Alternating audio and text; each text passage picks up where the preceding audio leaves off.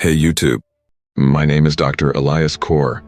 Look, I know this is going to sound absolutely bonkers, but bear with me. I'm from 2045. Yeah, you heard that right. But before you hit that downvote button or call this a shitpost, just hear me out. So here's the deal. My team and I, we're a ragtag bunch from different corners of the globe. We've got brainiacs, tech geeks, and even a couple of diplomats who've seen better days. We've been working in the shadows trying to find a way to, well, fix the mess the world's in. And no, I'm not talking about the kind of mess you're dealing with in 2023. It gets way, way worse. We stumbled upon this wild tech, not time travel in the way you'd think, no DeLoreans or fancy machines. Instead, we figured out a way to send digital messages back in time. Crazy, right? And after a ton of trial and error, we found out we can post on the internet of the past. Don't ask me about the specifics, it's way above my pay grade. But here I am, posting on YouTube from 2045. I'm not here to spook you or get some internet points. I'm here because things went south, big time. World War III kind of south. And if there's even a sliver of a chance that this message can change things, then it's worth the shot. So stick around if you want to know how the world goes to hell in a handbasket, and more importantly, if there's anything we can do to stop it. Alright, let's dive into the chaos that set the stage for the impending war. In 2025, the world was hit by a cyber onslaught like no other. It wasn't just a few blackouts or data breaches. This was a meticulously coordinated digital assault that targeted the very foundations of our global systems. Economies were thrown into turmoil. Stock markets, which were once the barometers of prosperity, crashed overnight. Banks, paralyzed by these attacks, froze assets, causing panic and mistrust. But the real chaos, it was in the streets. With global trade disrupted, shipping routes were in disarray. Ports that were once bustling with activity now lay dormant. This led to shortages of everything, from essential medicines to daily groceries. Prices skyrocketed, and cities that were once symbols of progress became hotbeds of civil unrest. People were angry, scared, and desperate. Protests turned violent, and governments struggling to maintain order often resorted to extreme measures. Now, amidst this global chaos, alliances began to shift. The Eastern Coalition grew in strength, with powerhouses like Russia and China joining forces with Brazil, South Africa, Saudi Arabia, and even Iran. They saw an opportunity in the chaos, a chance to reshape the world order. On the other side, the Western Pact was formed. The US and UK, along with most of the EU, found allies in Israel, Mexico, Japan, and India. These nations, though diverse, were united by a common goal: to restore order and counter the growing influence of the Eastern Coalition. The world was divided, and trust, a rare commodity. The stage was set, tensions were high, and the world, already on the brink, was unaware of the storm that was about to hit. As 2030 rolled in, the world was a pressure cooker. With the digital realm compromised, nations started investing heavily in old-school espionage and intelligence. Spies were the new celebrities, and intelligence agencies became more powerful than ever. The resource crunch exacerbated tensions. Climate change had already made water a scarce commodity, and now, with disrupted trade, even food became a luxury in many parts of the world. Africa, rich in minerals and resources, became the new battleground. Both the Eastern Coalition and Western Pact vied for control, backing different factions and governments, leading to numerous proxy wars across the continent. The Arctic, with its promise of untapped oil reserves and new shipping routes due to melting ice, became another flashpoint. Naval skirmishes between the Eastern and Western forces became common, with both sides trying to assert dominance. But the real game changer was the race for rare earth metals. Essential for tech and weaponry, these metals were the new gold. And guess what? Most of the world's reserves were located in areas now under the influence of the Eastern Coalition. This gave them an edge, and they knew it. The Western Pact, not to be outdone, started covert operations to secure these metals, leading to underground wars, both literal and figurative. Black ops teams from both sides clashed in the shadows, away from the public eye. The media, controlled and manipulated, fed propaganda to the masses. The Eastern Coalition painted the West as imperialistic and greedy, while the Western media portrayed the East as tyrants, intent on world domination. Amidst this backdrop of covert wars and media manipulation, A significant event in the South China Sea would light the fuse to the powder keg. The South China Sea, a vast expanse of blue, had always been a contentious zone. Rich in oil, gas, and marine life, it was also a crucial trade route. By mid-2030, it was a ticking time bomb. It all began with a seemingly minor incident. A Western-packed naval vessel, supposedly on a routine patrol, ventured close to a disputed island chain controlled by the Eastern Coalition. The coalition, viewing this as a blatant act of provocation, dispatched its own fleet to intercept. What should have been a standard face-off escalated rapidly. Maybe it was miscommunication, perhaps a jittery trigger finger, but shots were fired. The initial skirmish led to the sinking of a ship from each side. The world watched in horror as the first real battle of this Cold War played out in real time. The fallout was immediate.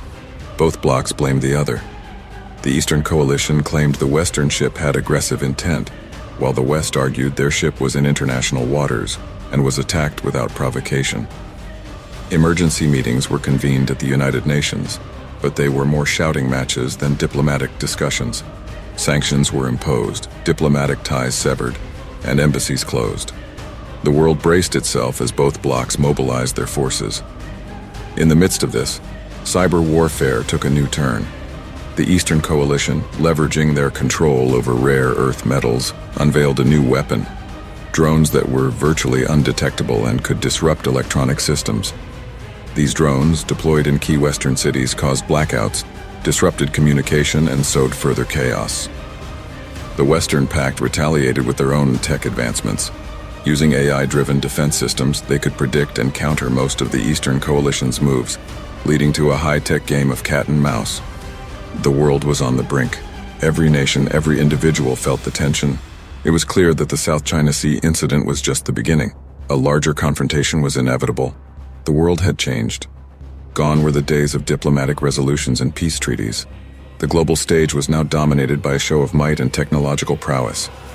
Every nation was on edge, waiting for the next move, the next escalation. Africa, already a hotspot due to its rich resources, became even more volatile.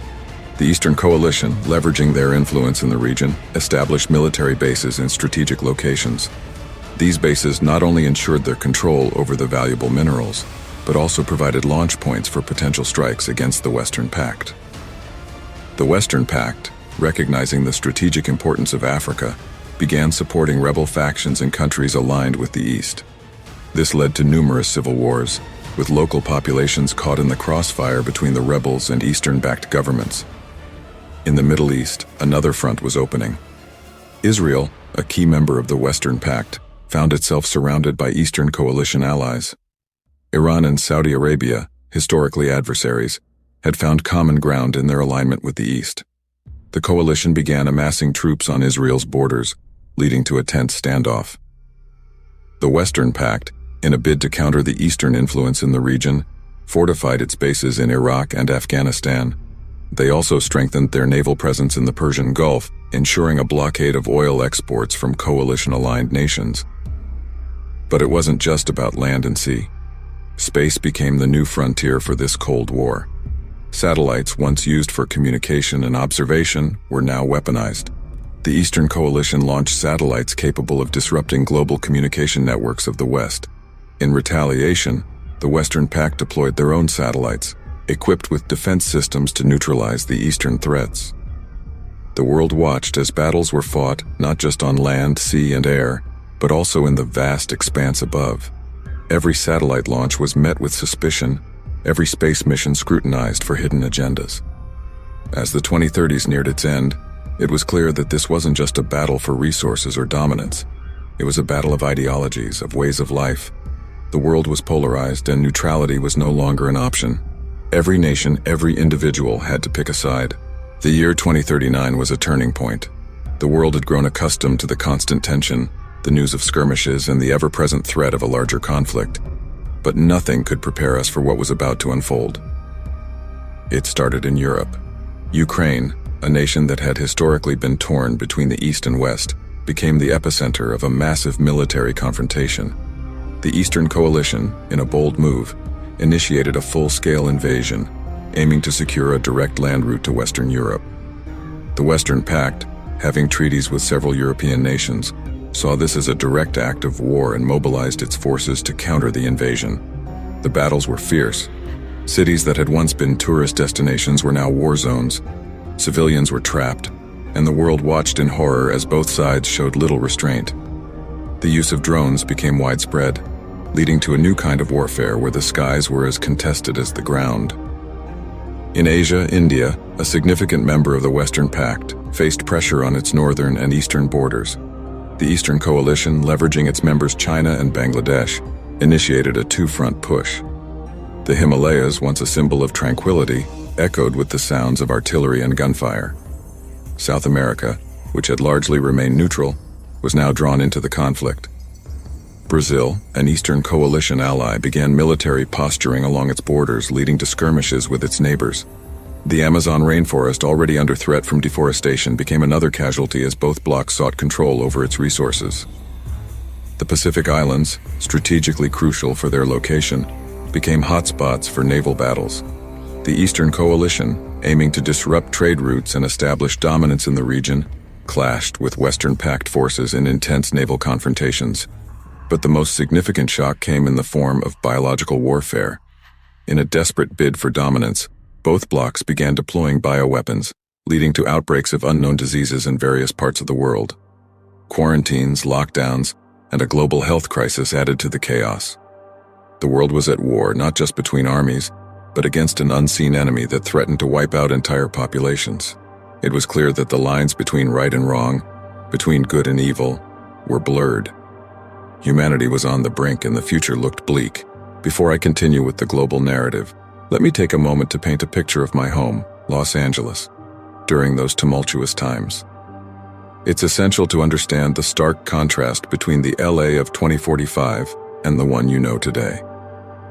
In your time, Los Angeles is a city of dreams, a sprawling metropolis filled with life, culture, and the ever-present glitz of Hollywood. But by the late 2030s, those dreams had turned to nightmares. The city skyline, once dominated by towering skyscrapers, was frequently obscured by the smoke from distant battles and the ever-present haze of pollution.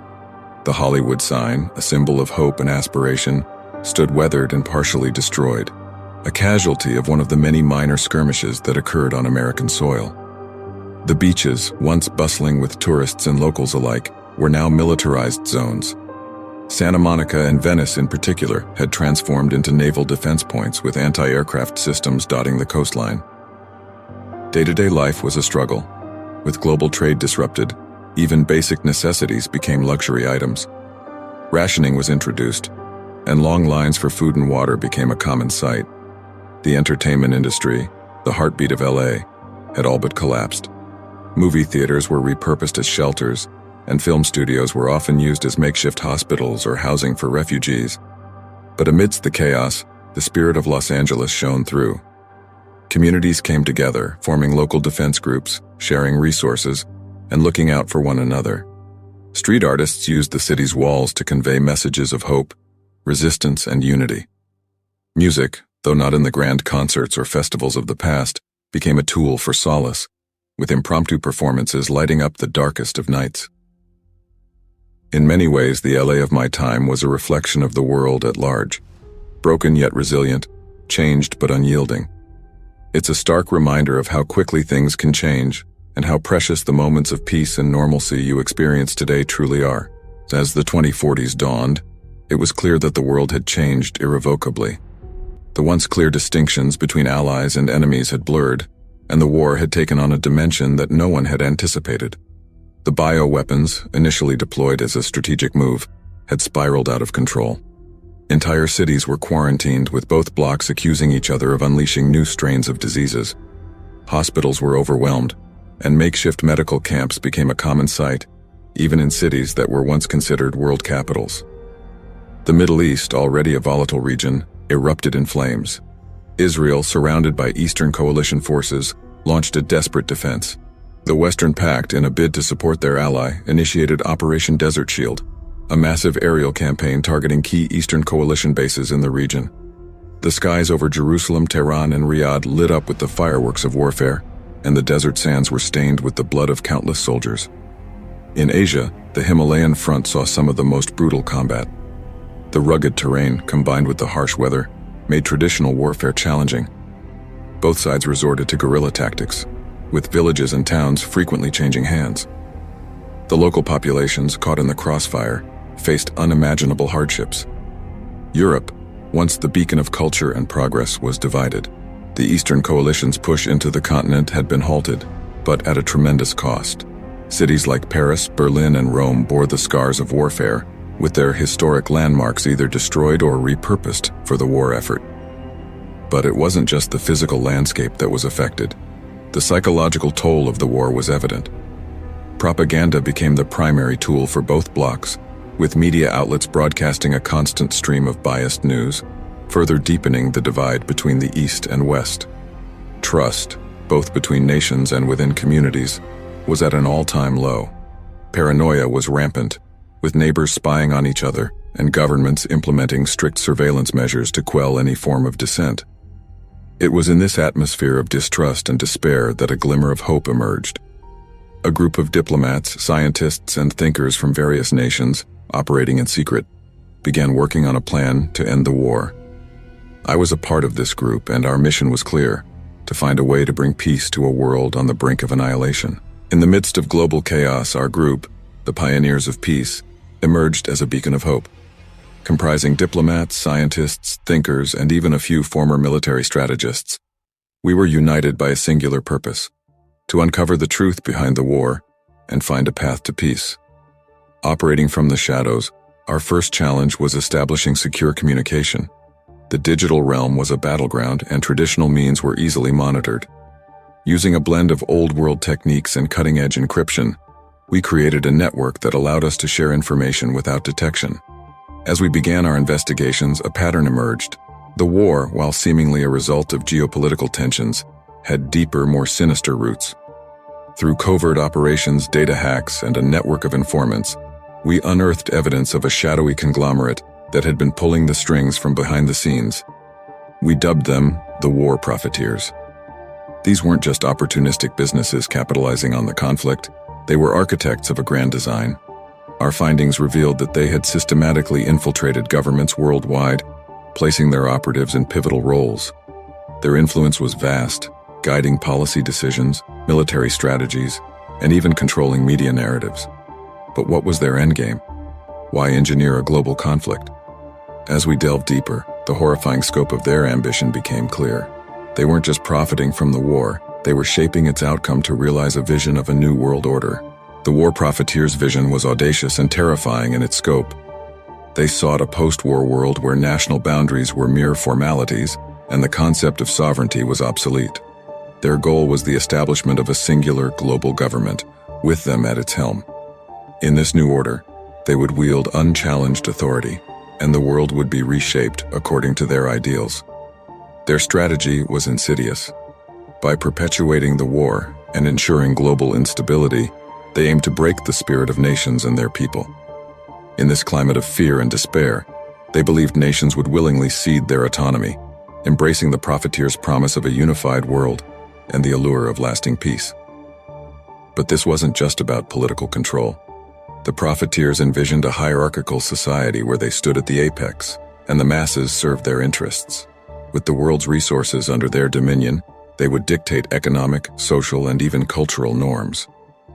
Armed with this knowledge, the Pioneers of Peace faced a monumental task: to expose this conspiracy and rally the world against the looming threat of a global dictatorship.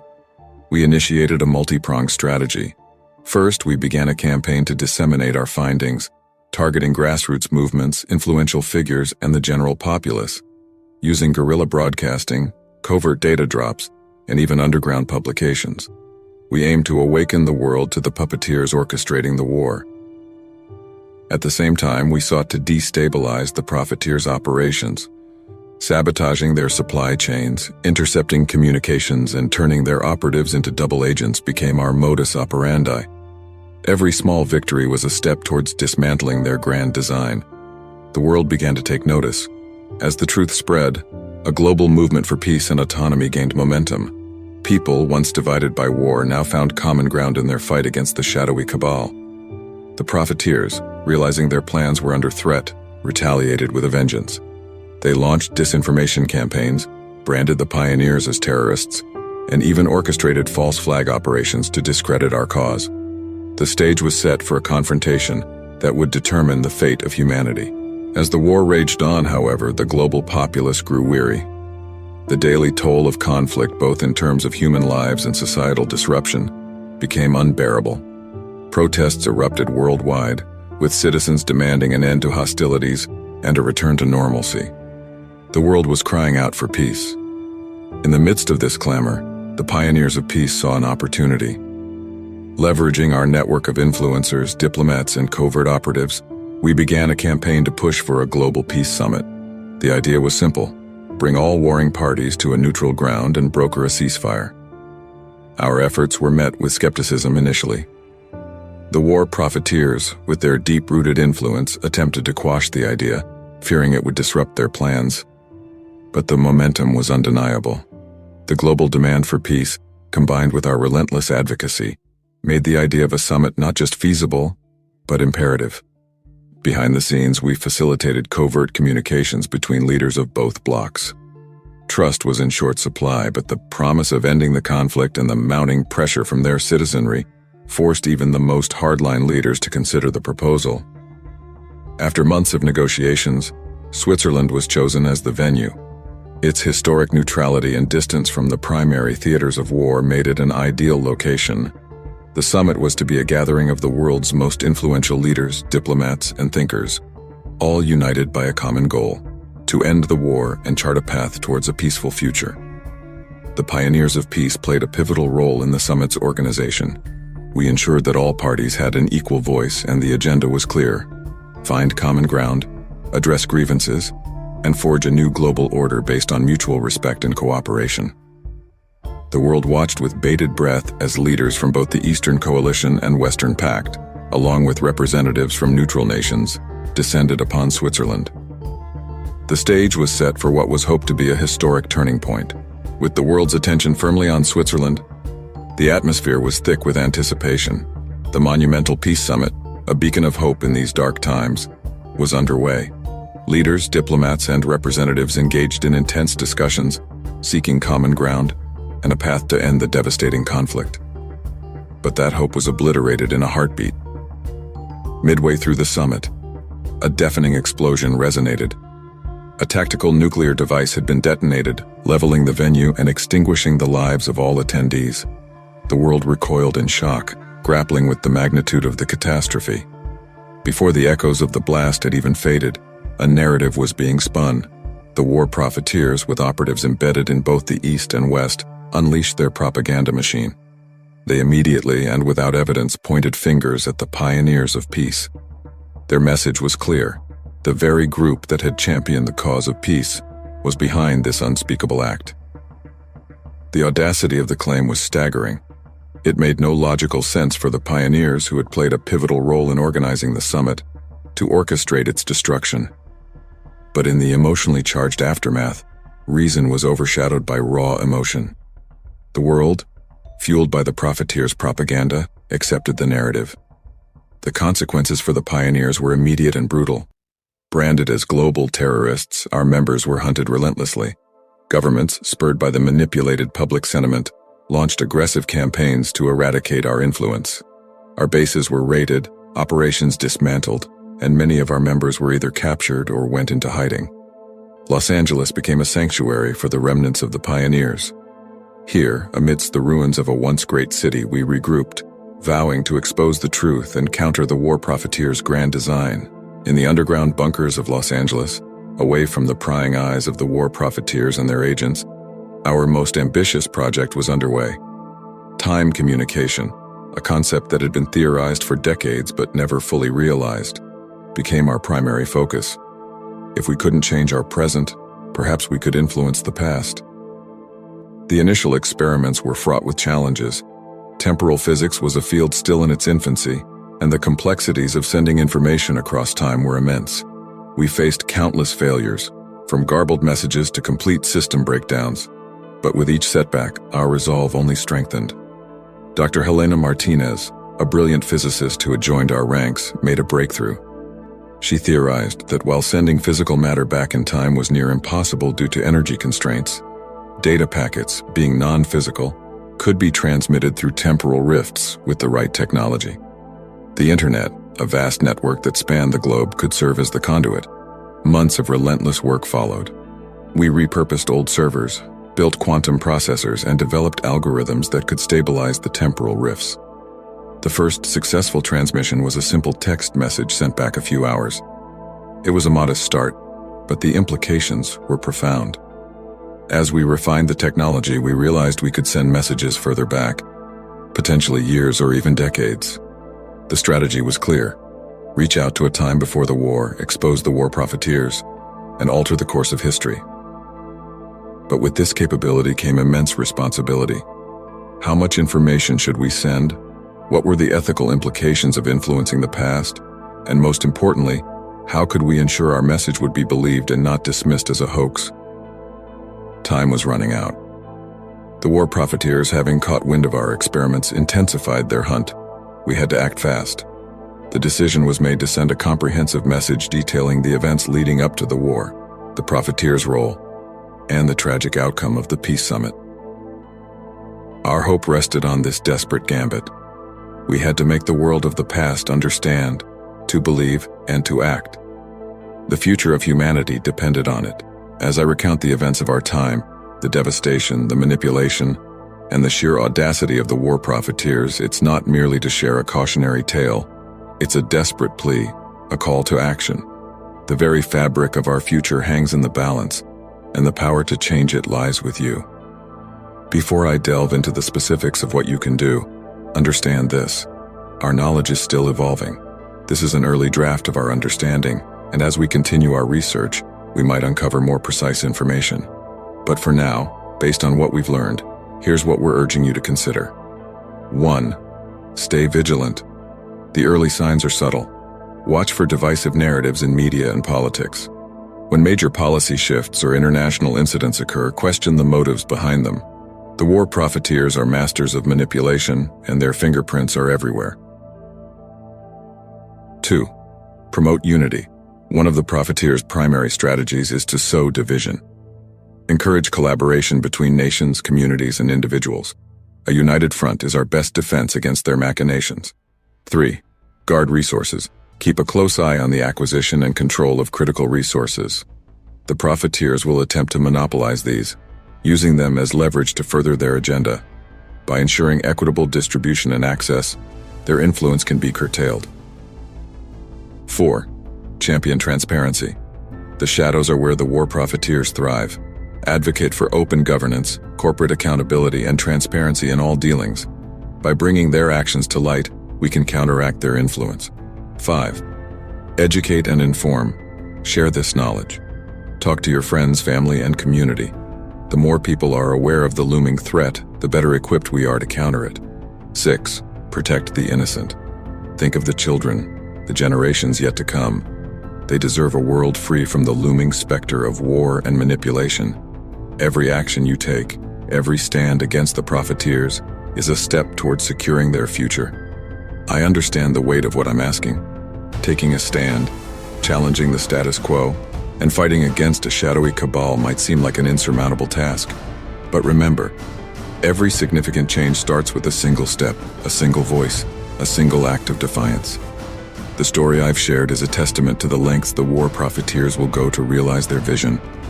But it's also a testament to the resilience of the human spirit, the indomitable will to fight for a better future. The choice is yours. Will you be a passive observer, or will you rise, take action, and potentially reshape the future? This message, this recounting of our harrowing future, is our first attempt to bridge the chasm of time. If the fates allow, it won't be the last. We'll continue to reach out, to provide updates, insights, and actionable intelligence to aid your efforts. Our immediate objective is to establish an outpost for the pioneers of peace in the year 2023. There, with your help, we can begin the work to avert the impending doom. The seeds of change can be sown, and together we can nurture them to fruition. To those reading this, we implore you to engage with us. Comment below with your questions, your concerns, or any information you might need. Your involvement is crucial, and your voice can be the catalyst for change. Before I sign off, I want to leave you with a poem that has become a beacon for the pioneers of peace, a testament to our unwavering resolve. In the shadow of tyrants we stand tall and true, for the march towards peace is led by the few. Though the night may be darkest and hope may seem slight, with unity and purpose we'll bring forth the light. The road may be treacherous, filled with despair, but with courage and conviction we'll breathe the free air. For in the heart of the oppressed, a flame does burn bright, guiding us, leading us in our steadfast fight. So rise against the darkness, let your voice be the drum, for the dawn of peace is coming and a new day has begun. Stay vigilant, stay strong, and remember, the future is not yet written. Together, we can rewrite it. End of transmission.